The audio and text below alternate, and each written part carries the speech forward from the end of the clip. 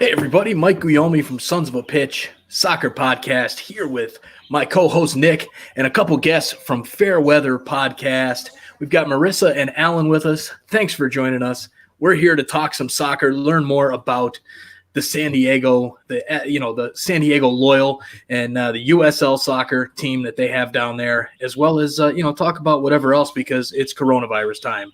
So.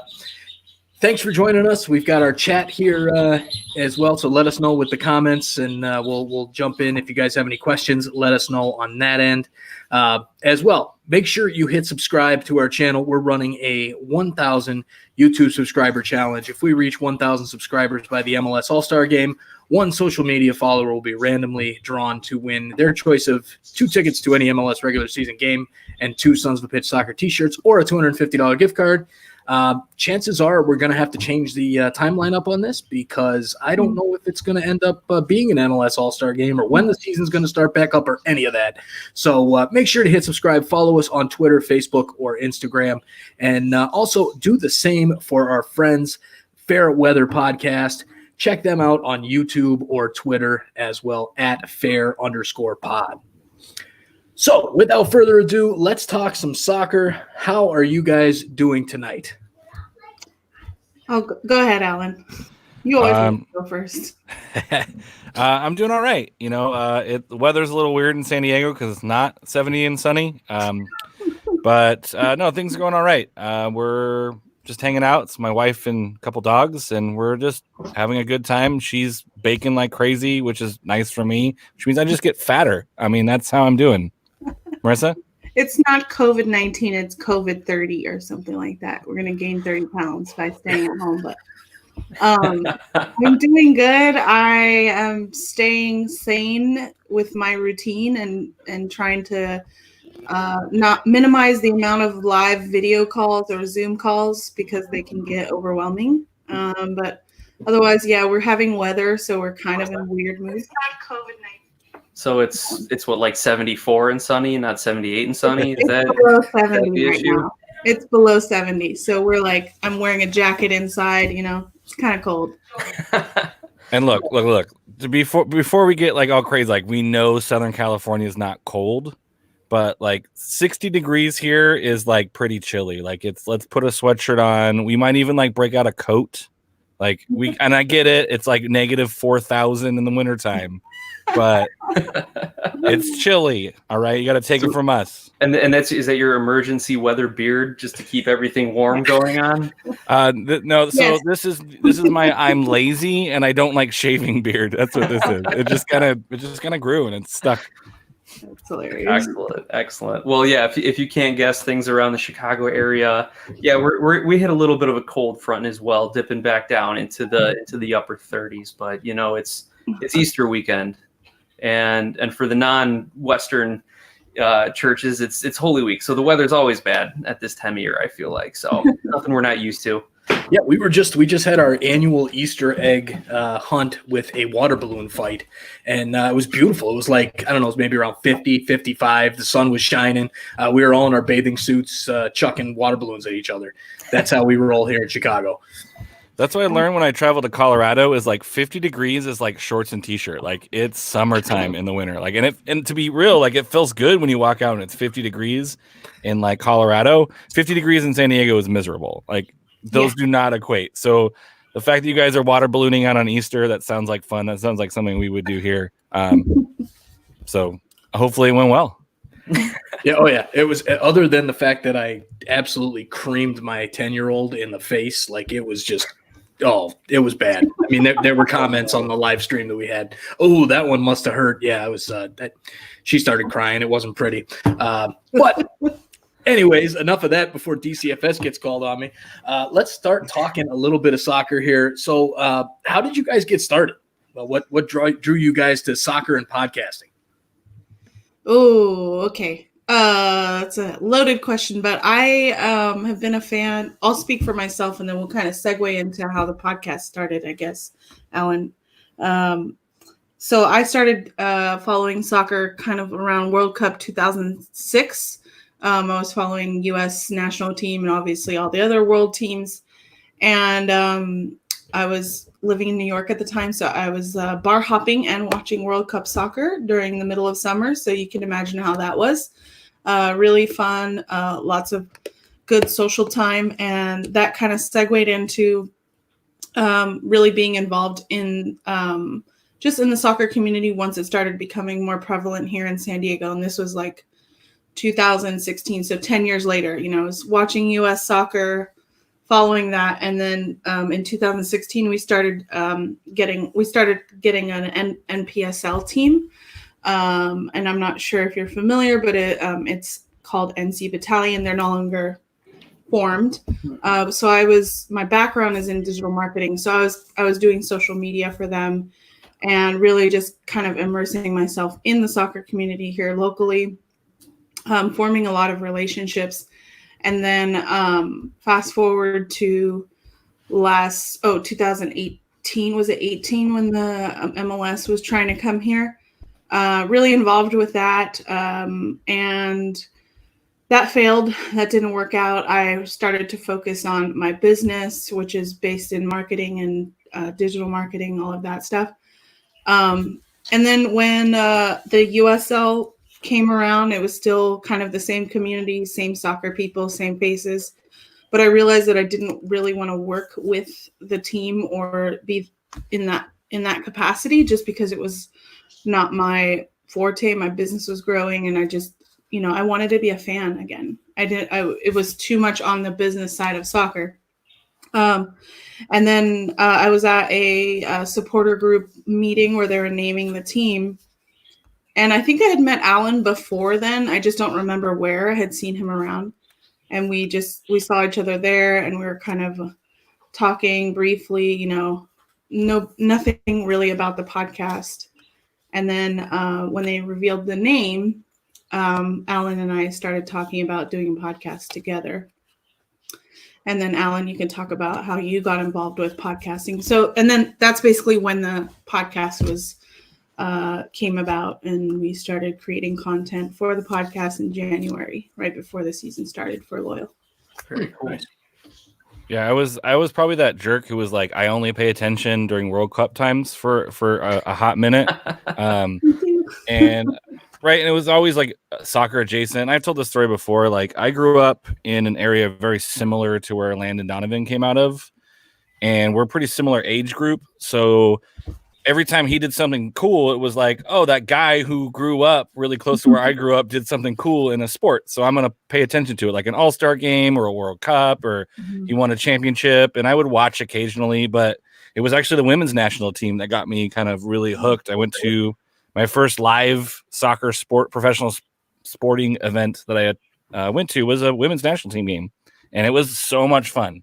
Like, the crowd was so different than any other crowd I'd ever experienced.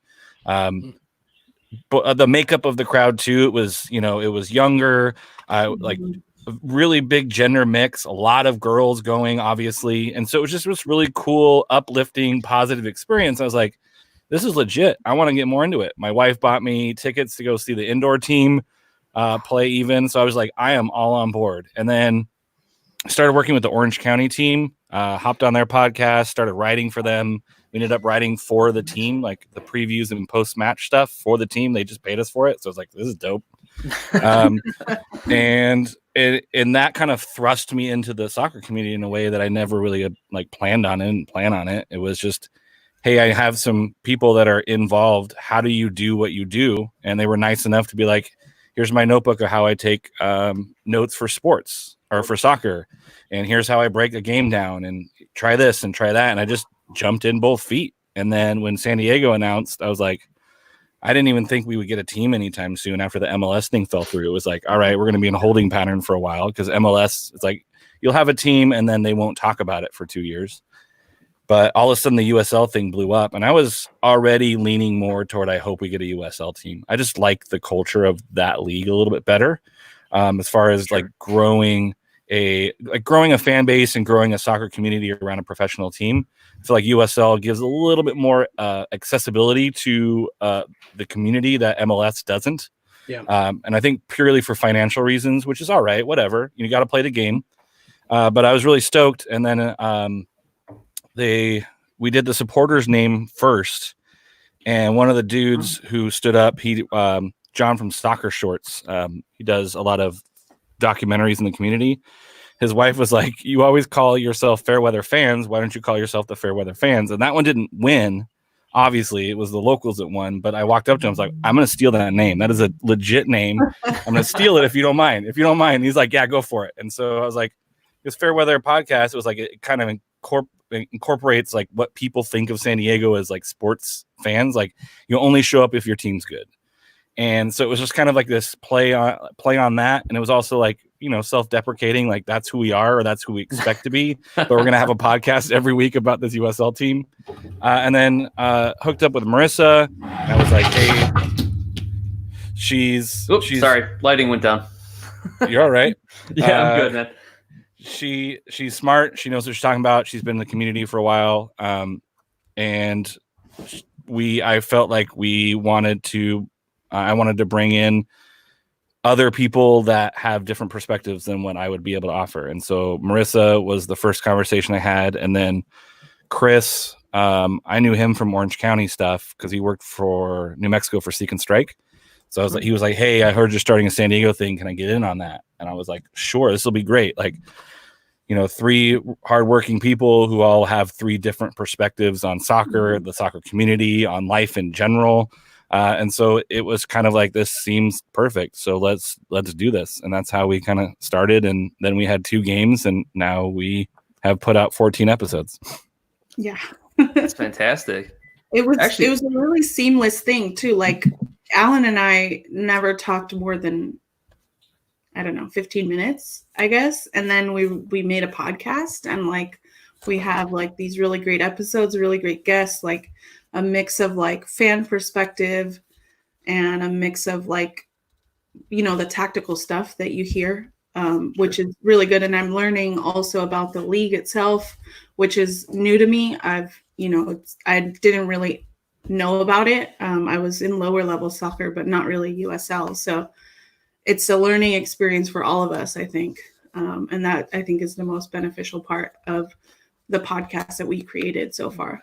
So Alan, you mentioned like learning how to watch a soccer game, like what notes you put down in your notebook. Like what have you found that's been helpful? What should fans kind of look for? And then Marissa, like what have you learned about the league, about the game, about the community as you've gone through all this stuff? Like, everyone's learning on so many levels.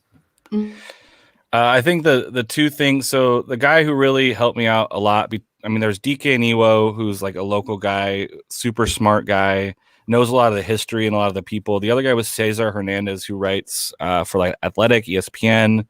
And that's the guy who was like, "Here's my notebook." And I was like, "This is amazing." Like, sent me pictures because I would like follow him. He did some stuff with the Xolos. And basically kind of what he told me was, don't start with the formations. Don't start with the tactics, because most people don't care about that stuff. Like, hit the big things, hit the important plays, even though they might not be a goal. And then pay attention to like discipline, and maybe take a look at like who you think is playing well, like who is making some positive impacts that aren't just that one goal. And that was really helpful to get over that hump of, I don't have to write about tactics because it's not something that's in my wheelhouse right now. But then as you start writing about this guy played really well, or this guy looked really good, but he didn't really put a ball in the net, or you talk about like those guys in the midfield who play defensive roles, like those guys never get written about because their job is like it's like an offensive or defensive lineman. Like, unless you're really into it, you don't really notice what they do. But as you start writing these things down, you start, instead of watching just the forward or watching the ball, you start watching more of the game to see who's playing where and who's playing well. And you start picking up on some of those tactical things. And so that was the big thing, especially I would say for people who are getting into soccer, is don't watch the ball and don't care about the formation yet. That'll come. But don't always watch the ball, because that's where the most important thing is. But you might see, I think the best one was 2016 World Cup. Have another sip of beer. It'll come to you. Yeah. It was Belgium, Japan. It was the score. It was the ball. It was the goal that put Belgium through against Japan. And if you watch it and you watch the ball, you see a really cool play. But if you watch Lukaku running, it's a completely different play. Like I had goosebumps watching that play develop because if you're watching the ball, you're like, those are some pretty cool touches. But if you watch how Lukaku runs through and you see how he pulls the defense, it opens up a different level of soccer that I think people are a little bit reluctant to watch, but don't just watch the ball because you see this beautiful movement on the pitch that you might miss if you're just watching a dude kick a ball. So that's that would be my suggestion. Yeah, I've been told for soccer and other sports, don't watch the ball. The camera will always follow the ball. So you're never going to have to wonder where it is. Like the camera will take you there. Keep your eye on everything else. Yeah. And just like hockey, it's way easier to do it in person. So just go to a soccer, even if you're going by yourself, go watch a soccer match live. It's so much fun. You'll make friends. Yep. And sit as high up as you can. That's what I've found. The first game I ever went to, I sat in the nosebleeds of Raymond James Stadium for a U.S. national team game against Ecuador, and it was awesome because that's exactly what I learned to do. It was like watching everything else but the ball to kind of say, hey, look at that guy over there. You could pass it to him. He's going, he's making a run over there. So yeah, that was definitely that's kind of how I got into it as well. Mm-hmm. Yeah, and I think that's kind of how I became more of a fan of the game because I just started watching more and more and more and more. And then now, like Alan said, watching the player and their tactics, and it becomes more interesting to watch once you know how that player is going to react or how two players interact with each other. You can't get that after watching one game. Like football, American football, you can watch and okay, that's a good play because it's a hit or a long throw or whatever. But when you're watching a soccer game, it's much slower, I think, in terms of learning that aspect. And I think it's hard just for people to follow that. And then they give up after like 2 matches of watching it on TV because it's like, okay, what's going to happen? Like I'm looking for an exciting play. Meanwhile, I'm like, oh my God, that was such a good pass or something. They're like, what? How is that possible? I'm like, oh no, like I see him over there in the front. Like I could see him doing a cross all the way and be like, oh yes, like they're going to do this right now. Or like it's a header coming, so. I have those same discussions with guys who are big baseball fans. And they're like, did you see that throw from the left fielder all the way to home? I'm like, yeah, he threw the ball home. You guys say the same thing about a soccer player who kicks the ball across the field. Like, let's try and find some common ground here, folks. We're all looking for the same things, the same exciting plays. They're just kind of outlined a little differently. Right. Or he totally set him up for that slider for strike 3 by throwing that high fastball on that, 2-1 count. You're like, cool. Like, I get it. But you should pay attention to soccer because it's very similar. Like a lot of those, you're cheering because a guy overhit a pass, but that next time he hits that pass, it's going to be money. So, yeah, for sure. Or that's why the midfielder took the shot from 30 yards that sailed over the net. Well, the next play, the defense is stepping up and his forward's running in behind. So that's just there's comps, I think, in every sport. If the fan is willing to look for them, they'll find them. Oh, yeah, definitely. And then I just did a lot of listening. Like I listened to so many soccer podcasts when I first was in. Like I had like 3 or 4 on a weekly rotation on my way to work and way home. Like the more information you soak up from a bunch of different like local podcasts, national podcasts, international podcasts. I was like soaking it up as much as possible. Geez, how long is your commute then? Oh, I don't want to talk. Well, now it's like 15 steps, I think, from my bedroom to my couch where I do my teaching. So I live about an hour away from where I work. And so that's why like podcasts, like I did book on tape for a minute or book on tape, audiobooks, I guess the kids are calling it these days. All 4 of us didn't flinch. We were like, right? Yeah, we totally get it. Yeah. Book on tape. And then I was like, well, my commute's like an hour and podcasts are like 45 minutes to an hour, which is perfect. I can listen to a podcast up, a podcast down, and maybe one kind of in between. So I went more toward podcasts, and now it was like I would listen to 12 podcasts a week. And so you just try to find content, and there's a lot of really good content out there about whatever level of soccer you want. There's like really good content. And so that's what I would say is like listen to your local podcast, because that you start talking and building those relationships, and you realize like they'll talk about soccer with literally anybody. Like if someone DM'd me and was like, "Hey, what about this?" I was like, "I'll talk to you. Like I got nothing to do. Like I'll talk to you about it. Like don't ask me to play you FIFA because I'm terrible, but I'll talk to you about it." Well, then you'd probably fit right in with Mike's FIFA game then, right? Oh yeah, it's ugly. We'll leave it there. But tell us about the soccer community in San Diego. Like what I mean, we're used to like the MLS cities. What's it like in San Diego? I'll talk about that, but for me, like I think Alan touched on it also, like building relationships and learning that way.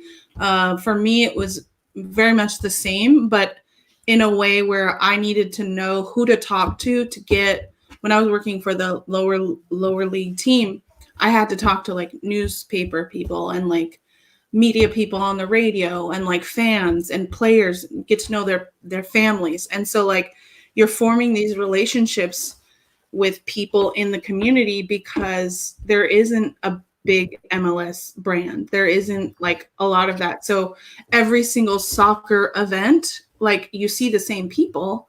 Maybe you'll go to like a US women's match and you'll see like a few people, and then maybe you'll go to like a youth soccer game and you'll see like your friends who have younger kids or, their relatives. So there was all these like fragments of like soccer communities. And then like there was only like 1 or 2 times a year where we'd get together. We have like a pretty tight knit EPL soccer supporter group. And I was helping out with like coordination of that. And that's like, we're doing charity foot golf tournaments and like Christmas fundraisers or holiday fundraisers. And so you're forming these relationships, one with all of the people in the community, but as well as restaurants and bars that show these matches. And they'll show the EPL matches and they'll show US soccer matches and they'll show Barcelona games and they'll show the Xolos, or like there's a group of people that go down to the Xolos matches. And I know all of them because I was trying to figure out like, oh, how can I go down there and be friendly with these people? And Alan mentioned DK, and DK was like kind of my connection to that group that went to the Xolos. And then I started going with them and realizing, okay, like we all kind of like this game, but there was no really team that brought us together until the Loyal happened, which was quite amazing because when I'm getting chills talking about it because it was one of the best experiences. We only had one home game, but it was like the best thing that you could ask for because it's basically what we've been wanting for years, to have a team. And even though it's at the USL level, it still was something that we could all rally behind no matter which team we supported, whether it was national team, European, or whatever. So, and that was, it's hard to describe unless you have been in this community and realizing how many teams have started and then failed and then dropped off, like, oh, we're here for 2 seasons and then we're gone. And, you're kind of just yearning for that. Right. And USL, as far as I know, and my experience, is very committed to the community. So it's a perfect combination of how our community has really grown, but also the league itself is very much reliant on the community. So it's not just like this big bad corporate club that's, like you can't access them. Like we can access them, we can email them, we can text them, that might be too much information, but like we have their information, we can connect with them, as opposed to this big corporate thing that maybe.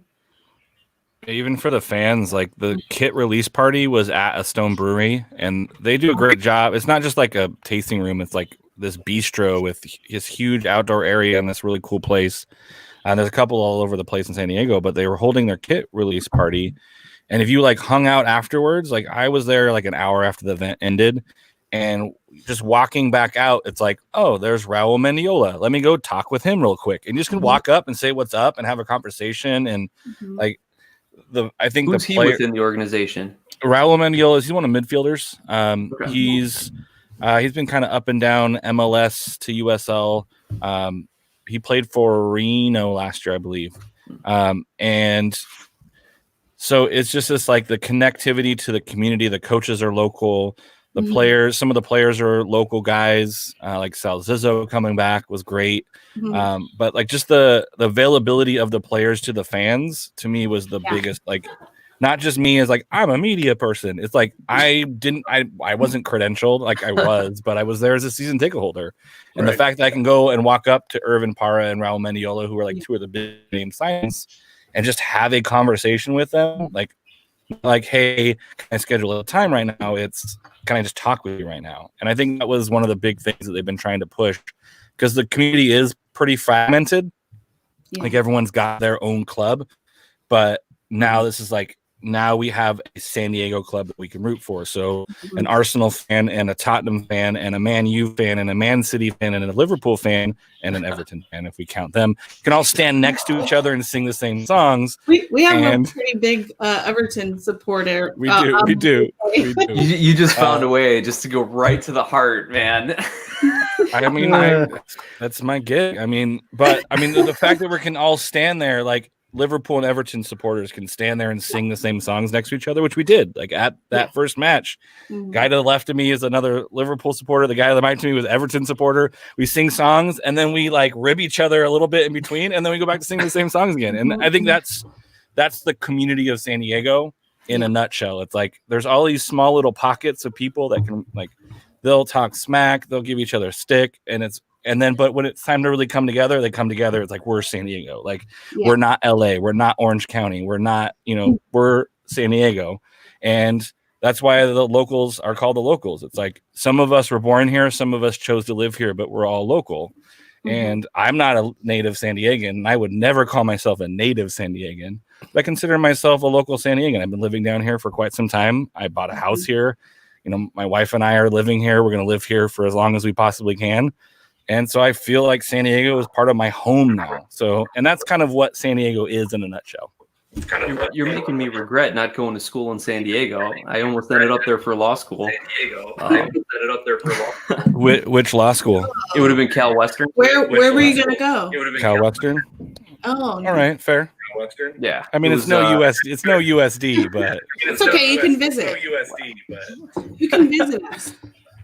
I'm gonna have to now. Yeah, the way you guys are making the soccer sound, you add that with the weather, it's hard to resist. Yeah, it's funny. Takes me back to. Yeah, it's funny.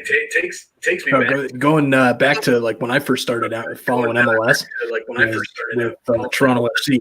And I had gone to a preseason when they were they were getting all of their team together. It was total expansion team, and when I did that, it was kind of like what you guys are talking about, right? Like it was literally you would walk up to these players and just talk to them, and it was so MLS was there probably 10 to 13 years ago. And I think that's kind of like what we're seeing with USL is we'll see that probably, in 10 years, USL might be more like MLS. Probably not the same, but closer. I mean, where do you guys think the league is going to go? USL, MLS? Do you see San Diego eventually making the jump up to the MLS at some point? I know it's been talked about. What do you think the future is for your city, for your league, and for soccer in general? I think the goal isn't necessarily MLS at the end of the day. I think the goal is building the soccer community, and if MLS comes, MLS comes. And I think San Diego community has stepped up and shown that they'll support sports and they'll support soccer if they're given something that it's willing to be supported. The team that will not be named, the reason that they stopped being supported is that they kind of gave up on the community. And so the community was like, peace, we're done with you. We're not going to show up. And then that's when the team that shall not be named, that's when it started to fall apart. I mean, just look at the Padres. The Padres haven't been good for a while, but there's a lot of people who still love the Padres because they haven't given up on the city. They're still in the city. MLS, if it comes, I think people are going to embrace it. I think more people embrace it because it's the big name. It's everything they see. It's, the money, it's the players, it's the stars, it's everything. But I think that right now San Diego is really embracing USL because it fits a little bit better with the personality of the city. It is very organic. The chairman is phenomenal. Landon Donovan is Warren Smith is an icon in the USL. So I think right now it's maximize USL, build the broad-based community support, put a really good product on the field, and if MLS calls, then that's a bridge they'll cross then. But right now they're really trying to just make something good for San Diego, because right now, I mean, outside of the Sockers and like we have an indoor lacrosse team that had a really good first season. We had a basketball team leave and a football team leave and all these things. It's like we just want to give something good to the community so they can embrace it and become theirs. And whatever happens past then happens past then. Mm-hmm. I love the USL. I think it does a little bit more for the local communities. I think it gives an opportunity for younger players to turn professional in a way that they might not get in an MLS franchise. And I see it kind of developing down before it develops up. And then once it develops down, you got League One growing out, you got League Two growing out. I think if they build this internal pyramid, then maybe there's a chance that some MLS teams and Liga MX teams combine for this like super premier, and then now USL is the premier US soccer league, or they put some pressure on MLS to open it up and change the style. Right now, USL is probably still going to be a closed system. I like what I see for the youth. I like what I see for the opportunity for kids to turn pro in their communities. And I like what they see as far as local ownership. It's like they get to determine what their teams look like and who they sign and who they bring in. And that's why I think we should embrace USL and love USL for what it is and what it brings to the game. Absolutely. And from an MLS perspective, you love having a development system. I mean, in the MLS right now, a number of teams do have their academies and scouting nationally, internationally. They have their youth academies and all of that. But really, you want your guys getting professional minutes as early and as often as you can. That's not always the case. It can't always happen in an MLS regular season. So from an MLS perspective, having the USL and as an established and competitive league really helps develop talent in American soccer. And then you give those players a taste of that local community, what it means to be a soccer player here in the United States. And I think if that is their kind of first experience, like if you get a teenager who comes from overseas and then ends up playing a season for San Diego or another USL club to get some minutes and get acclimated, like he's going to love it here. And when the time comes for his big contract, maybe he forfeits a few bucks to stay in the United States and play here and be a part of that community. And then, I mean, yes, and I also think as far as the professional level as well, like you're playing legitimate minutes. And one of my pet peeves is USL is a minor league. It's not a minor league. It's a tier 2 professional. These guys are professional players. They're not working through a minor league system to eventually get to a major league. This is like, it's different. It's a different mentality. And you get guys who are, coaching up the young players. You look at Orange County they're signing a bunch of U17 players from the United States men's national team, and they're giving them professional minutes with professional players in a professional setting. That isn't just like this is a holding for you to eventually turn pro or to move up to the major leagues. This is a second tier professional league. And I think the play level is also better than most people give it credit for. I think if you would watch a MLS team and you watch a really good USL team, I think that there's going to be a few things here and there, but we're going to see a very high level of play that I think is going to attract people once people give it a chance. No doubt. And like you said, watch it live. Go to a game. I went to my first USL game last fall down in Indianapolis to watch the Indy 11 play Memphis 901. It's Lucas Oil Stadium. The place is huge. So we were able to get really good tickets, really close. But the speed of the game and the physicality of these players and just how fit they are. And then you look down the rosters of USL clubs, and like you were talking about with San Diego, these guys have played internationally. They have played in the MLS. And for one reason or other, they're currently sitting with San Diego or a USL team and are playing extremely well and high-level soccer. And I think if you look at the growth of the Caribbean as well in profession and the national teams, like there's so many really good, like half of the Jamaican team I think plays in the USL or something crazy like that. Like they there's got a guy guys in Indianapolis, right, and it's like the growth of USL isn't just helping Americans, it's helping soccer in this whole general region of giving players a chance to prove themselves. And the USL is benefiting from a guy who might not get a look right away at USL or at MLS, but they're going to get a look at USL, and it's super fun to watch him play.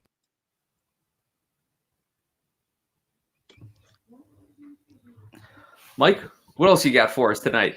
Yeah, that's pretty much it. I think we've kind of talked about the San Diego landscape. Why don't you guys give yourselves a shout out here and tell all of our listeners and viewers, where they can find you and what to expect from your show. Yeah, so we only had one match or one home match to talk about, and so we are still producing content. We are having our 14th episode this Wednesday. We go live on YouTube and Twitter at FairPod. You can find us on YouTube just by searching Fairweather Podcast, or you can go to our website at fairweatherpod.com. But we're talking to people in the soccer community. We're talking to players, really getting to know a lot of the players behind the scenes. And this is kind of the opportunity that we're using. I mean, that we don't have live matches to cover, but we're still growing that community through the content and through relationships that we've built online. So our YouTube channel has grown, like our Twitter's grown, and like even we've done like a community what was it, like a FIFA tournament, Alan, like some and there's another podcast that's doing this, and so we're kind of like building up that community. So everyone's pretty much looking forward to when we can get back to Torero Stadium where the team plays and have another match, because I was texting with Ricardo, who works for the team, a couple days ago, checking in and just seeing how things are going. And I was like, this is like a cruel joke. Like, we've been waiting for soccer to come so long, and we got one match in before this happens. But the bright side, and I'm always looking for the bright side, is that I've been able to, I don't think we would be on as many podcasts or invite so many guests without these matches, because we would have been talking about the matches or we would have been bringing on players. So I'm looking at that positive side, because we're still able to talk and learn about the USL, grow our soccer knowledge, and still hopefully do it every week. Right now, that's the plan. So we'll see how that goes. Yeah, no, I feel bad for you guys. I feel bad as well for Inter Miami in MLS. This team has been talked about since like 2010, since Beckham retired, about going to Miami. They were a day or two away from their first ever match at home, and then boom, shut down. So yeah, it definitely hurts for you guys that have just started up. So definitely feel your pain. I don't feel bad for Beckham though, because he's married to Posh Spice, so I think he's okay. Yeah, there's worse people you could be quarantined with, I suppose. Well, let me ask you guys really quick, because I notice a lot of your scarves, Marissa, from overseas, and Alan, obviously, we know where your Premier League loyalty lies. Like, how'd you guys end? Like, what other teams do you follow outside of the United States, and how'd you end up becoming fans of them? Obviously, I'm the Everton fan of the group here, so. Don't hold it against me or love me for it. I don't know, depending on your persuasion. And it was just like, I got into the Premier League, 5-6 years ago, really started watching it week in and week out, found the American connection. I didn't want to just say, oh, I'm going to go root for Man U because they're really good. Like, I didn't want to be that guy who just picked a team at the top of the table. And I just felt, being a Chicago fan, especially, where you just get your heart broken year in and year out, that Everton was a perfect fit for me as far as an English team. That's funny. When did you start watching? What year? Do you remember? Maybe probably 2011, 2012. I really started kind of keeping tabs on the league. And then around 2013 or so, 2014 or so, I really kind of fell in with Everton. Okay, so I started watching EPL in 2014, and the American connection brought me to Everton. and I watched Everton maybe 2 matches, and I was like, this is boring. I can't watch this. And that was like from the perspective of I've never watched EPL. I don't know these players. All I know is the American connection of Tim Howard, really. And then I was like, Right. okay, like I need to watch someone else. And I had a friend at the time. Well, he's still my friend. He was telling me to watch Arsenal because of Alexis Sanchez had just signed on like a couple months before. So this was late 2014. So I started watching them. Of course, Alexis Sanchez was really good at the time before he went to Man U. And I was like, okay, I'm going to watch them. But I really fell in love with Santi Cazorla in, on Arsenal at the time. I liked his style. He's this little guy, moving around the field like really fast and stuff like that. So I became like an Arsenal fan because of that. But my first Arsenal match live was versus Everton with my good friend who's an Everton fan. So it's okay. How bad did we lose? It was February 23rd of this year. So 3-2. You guys lost. Respectable. I'll take it. Yeah. So for me, I don't really hate any Everton fans because one of my good friends is an Everton fan. And, actually 2 or 3 of my good friends are Everton fans. But the only team I really hate is Tottenham. So, okay, we agree on something. Yeah. But like this scarf right here, the Mesut scarf, is a scarf you can only get outside of Emirates Stadium. Because like they don't sell it like in the stores or online. It's like one of those like knockoff like fan things. But I was like, oh my God, who has a scarf with Mesut's face on it? Like I need it. So I bought it. And then like I have a Premier League, and then this is MLS, and that's like the team that I did social media for, like right there, Battalion, NYCFC, because I used to live in New York, and then there's a Fresno team, and then all these other ones. There's another Arsenal one over there, and then the Locals is right there behind me. Nice. That's the Locals one. So, it's kind of just like the, going to watch matches, and, I'm not a chanter. I don't go and like, Alan's a drummer. Like he got blisters in the first match. So he does like the whole thing, with like crazy, like super supporter thing. And I'm just like sitting there watching the game and like just really taking it all in and, learning the game more, kind of roaming around. That's kind of like my style. But, that's, I think, the beauty of how we've gotten to like grow like as a podcast, but also as friends, because we have different styles, but that commonality is the love of the game, so nice. So I do have a question about Everton though. If you never win, can your heart really ever be broken? Like, wow. Yes, of course. Alan. no, Of course.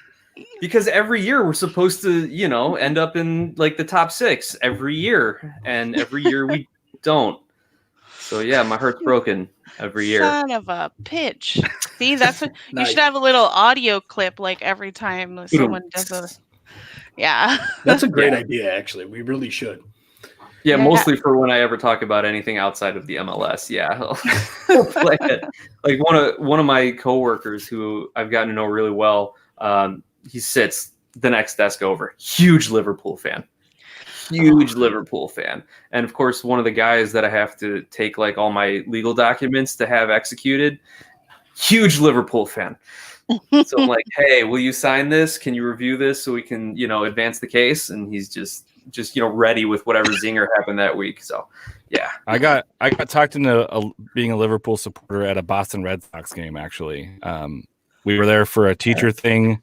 And I was like, hey, I think I need to start watching the Premier League. Like I just have to and so in order to watch something that is far away, you need to pick a team to care about it. Right. Like you can't just like, I'm going to be a neutral, wake up in the morning. It's like, most of the time I'm going to sleep in, let's be real. So I was like, I got to pick a team in order to like start following it.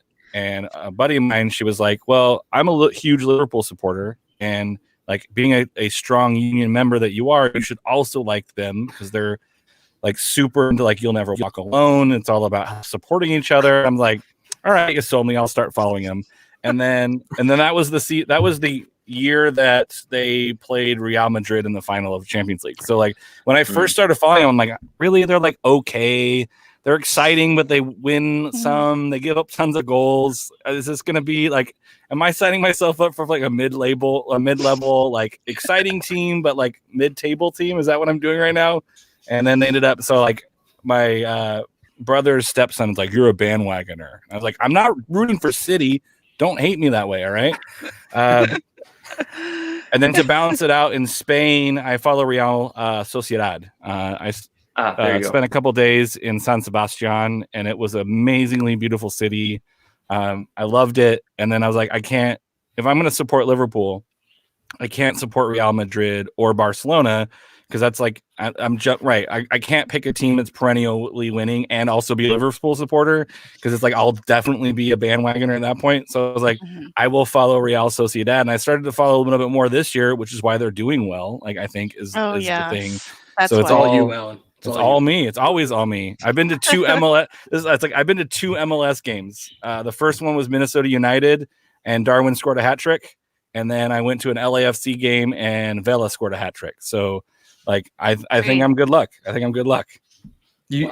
love to see like the rosters of ticket buyers and be like, yeah, only one guy was at both of those games. Right. Got to be you. You're the hat trick hero here. No, but we didn't score a hat trick at the Loyal match, so no, it doesn't count if I'm not a neutral. I think if I'm there for like a specific reason, if I'm a neutral observer, the LAFC game was cool because it was LAFC versus Colorado. It was the last game of the season last year, and I was like, right, I was like, I am in LA. I'm at a meeting. If it gets done at this time, I'm buying a ticket and I'm going. Yeah. And it got done in time. I was like, I'm buying a ticket and I'm going. I don't care. I'm gonna. Nice. It was so expensive to get there and back though, because I Ubered. I was like, I don't know how to get there, so I'm gonna Uber there, Uber back. I was by the airport. It was bad. It was wow, so Alan, but it was worth it. Never do that. Hey, it was for a meeting, right? So you just expensed it for work, right? I wish. Yeah, it wasn't an official union activity. That's a big but no, it's like. You're in LA. I don't go to LA very often, and when I do, I always look at LAFC and LA Galaxy, and they're almost never in town. But this time I was like, it's the last day of the season. Yeah, I'm gonna go. Vela scores a beautiful hat trick, wins the Golden Boot. It was a thing. It was fun. That's a stadium you have to go to if you guys ever make it out. Like we are all like, yeah, we're San Diego, we're not LA, but that stadium is beautiful. Like I've been there 3 times now. And it's amazing. Like everything's new and clean. The bathrooms are great. Yes. And like sign of a good stadium. Yeah. And supporters are amazing. And like we have some friends who are in the supporter group because they also support the USL side. That's kind of, like here. But amazing, like one of the best experiences I think as a fan. And I went to watch NYCFC play LAFC, so it was like this whole West Coast East Coast type thing. But the seats that we had, I mean, it was like maybe I think it was like 75 we paid for our seats. We were like 7 rows back from like the pitch, which was amazing because you're thinking, I'm used to American football prices where if you're sitting up that close, you're spending $150 to $200.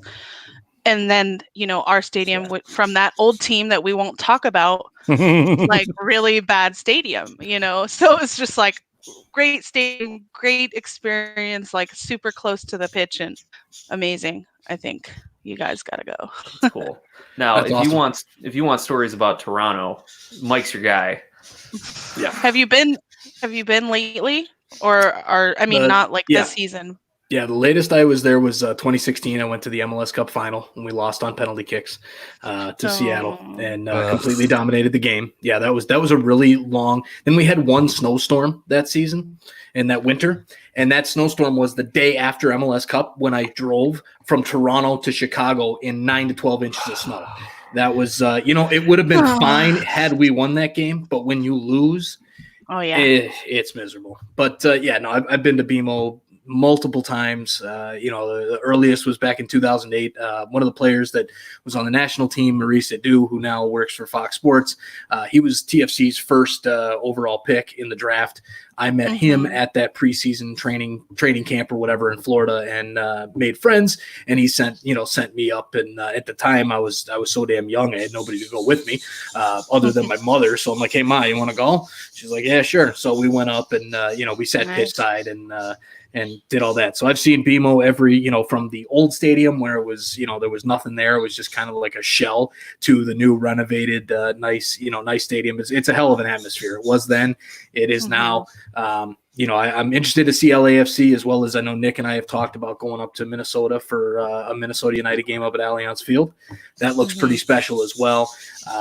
And hey, we've been doing some USL stuff as well. We got one of the USL players, Joe Falla, who plays for New York Red Bulls too. We actually interviewed him before the Super Draft. Well, it was actually right after the Super Draft, and he ended up signing with USL team New York Red Bulls too. So we've been in touch with him. We're thinking about going down to Louisville City and checking out a game. Gorgeous stadium. Gorgeous. Yeah, it looks really nice. It looks really nice.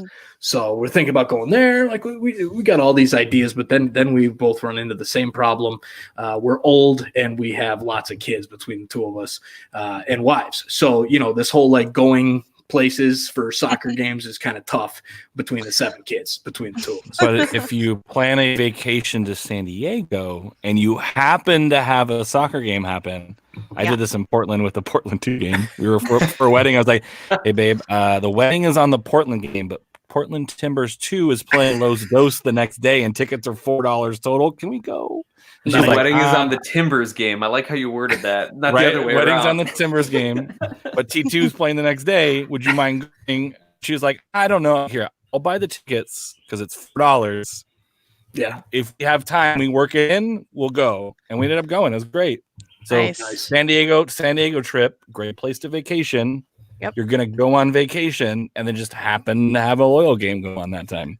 There you Hopefully go. your wife doesn't watch this. And Well, you guys will be the first people we call as soon as we book the plane tickets. That's for sure. Absolutely. Awesome. Well, guys, thanks so much for joining us. Really appreciate you coming on and letting us know about the San Diego USL squad and your new podcast as well. Good luck with that. And we will, I'm sure we'll be in touch. We'll have to get on your show as well sometime soon. Oh, yeah, definitely. We'd love to chat. Awesome. Sounds great. Thanks, guys. We'll talk to you later. Thank you. Yep. Thank you.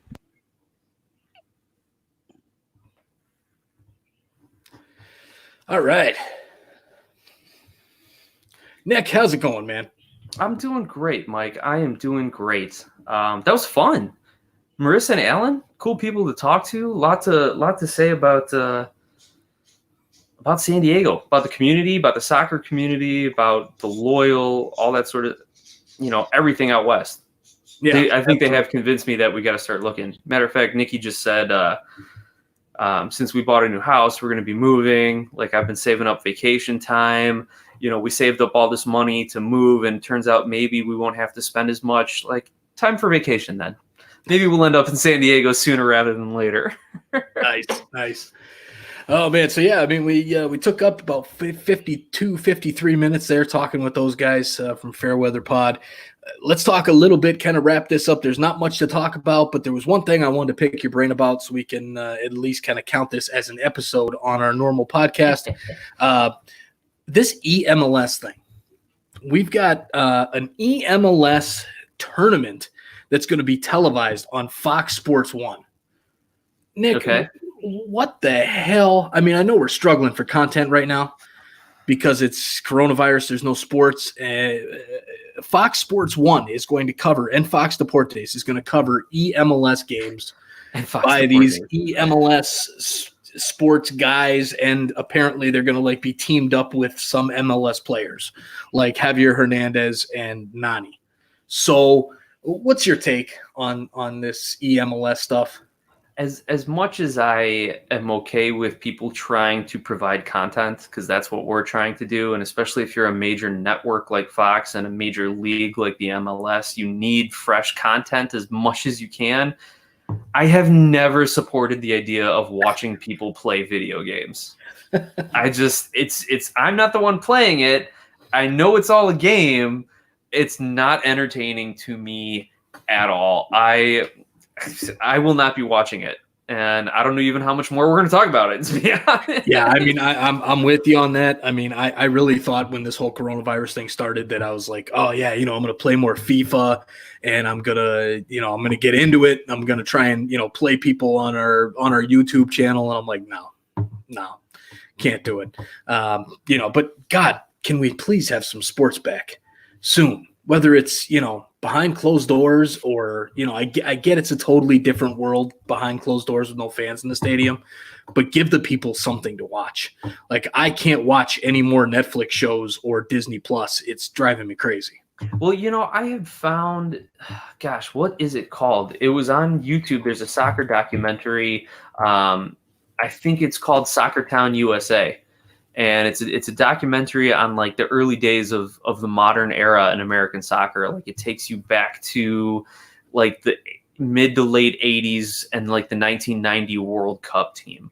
So that's something that I'm going to want to pick up on and make sure I watch that and learn a little bit more about the history of the sport in the United States, especially at the national team level. I heard it's been really good. They got tons of former players, former people in U.S. soccer to be interviewed for it. So go check out Soccer Town USA.